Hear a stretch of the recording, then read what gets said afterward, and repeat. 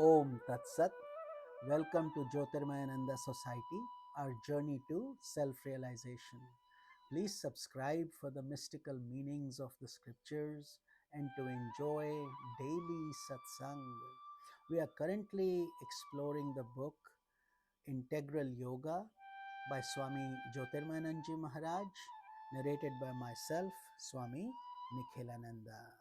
We are currently covering the topic of Bhakti Yoga or Yoga of Devotion. The types of devotees. Devotion implies an effort to love God. That effort is called Bhakti Yoga. The yoga path of devotion or Bhakti Yoga is to seek divine love, to love God, and to be loved by Him. Some practice devotion with a certain desire. A person asks, suppose I pray to God that He will do for me in exchange, what will I get back? This form of devotion, when love for God is meant towards a worldly development, is not discouraged in yoga. Yoga recognizes that in the beginning, human mind is limited. Therefore, even if a person develops love of God for selfish reasons, it is better than nothing.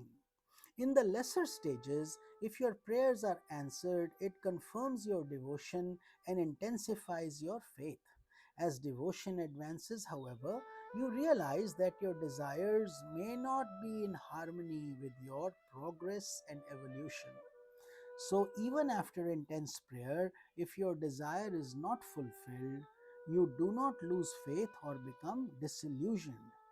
In the Bible, King David prayed for reviving his first child. He prayed for 24 hours. The next day, the child was not revived and he stopped praying. He stopped, not ignoring God, but realizing that the boy's death was the divine will. He accepted it. This is difficult to grasp for the majority of people and is why the path of essential religion becomes difficult for many. Nevertheless, aspirants who pursue the path of devotion need to gain an insight into this matter. Also, an illustration we can see from the East. There was a young prince in ancient times named Dhruva. In his childhood days, he was mistreated by his stepmother, repeatedly insulted by her, who told him he could never be the successor to the throne. He determined to show her differently and practiced intense austerity and devotion. He soon had a divine vision in which God asked him what he wanted. But by that time he had outgrown his desire and said, "O Lord, I wanted the kingdom, but now seeing you, I want nothing. I only want your love." So that is what is implied by startling setting devotion on a limited basis. That's how you start. But then, as you advance, your devotion is no longer directed towards some limited object, but towards divinity itself. First, you want things from God, then, as you mature, you want God Himself. There are various types of devotees in the beginning stages. Devoting themselves to God, they turn to Him with different desires. Those who turn to God and surrender to the divine will during distressing adversities are called Artha Bhaktas.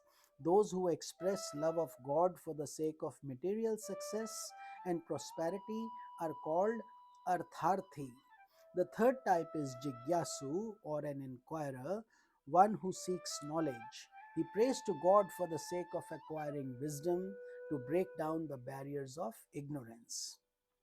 And the highest type of devotee, however, goes beyond all concepts of desire. He is called the Jnani, the wise. He is the great person who has intuitional wisdom.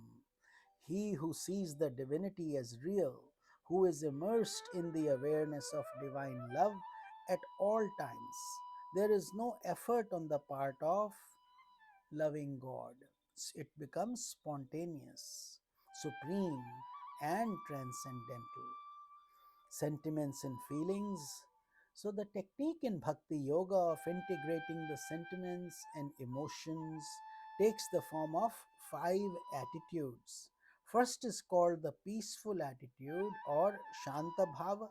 You love God in the quietness and serenity of your mind without giving any distinct expression. Second is the attitude of being a servant of God, also known as Dasya Bhav. You practice in your daily life the feeling of being a servant. It is not my will that is to be, but whatever He wills will happen. It is His will that operates through me. This is a form of evolution.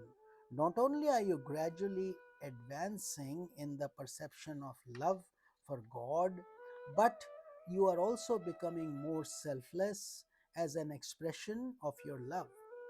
First, your attitude is indistinct.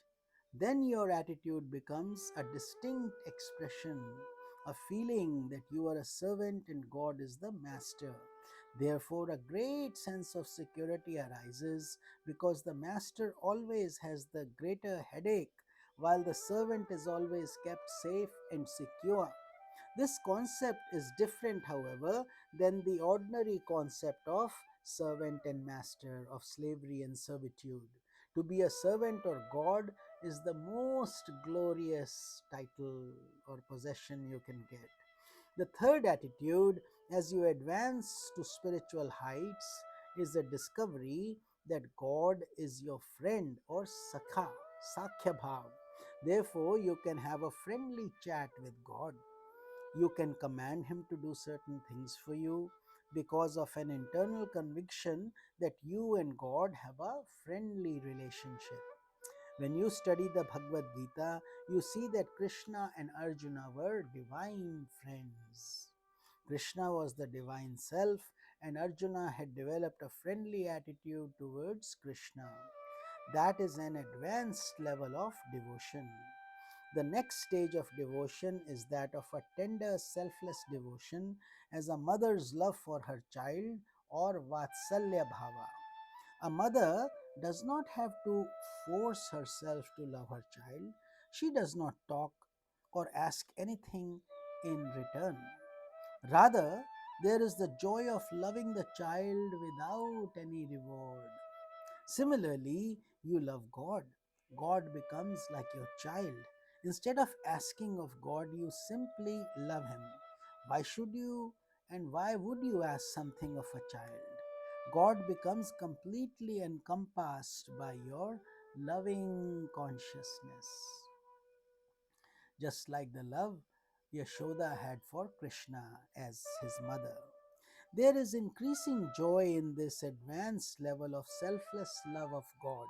This culminates in what is called the sweet attitude or Madhurya Bhava. The soul and God become so blended together that they become inseparable. They become one. The soul becomes so involved with God that they become lover and beloved. That is divine communion, supreme love, and the sweetest form of love.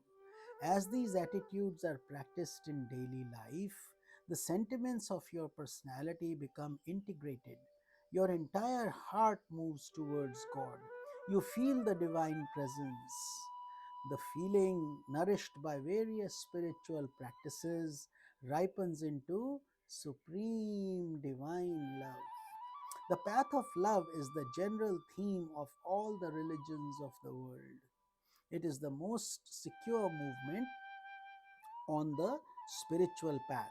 If there is love for God in human heart, then you have already advanced on the ladder of spiritual evolution to a very great extent.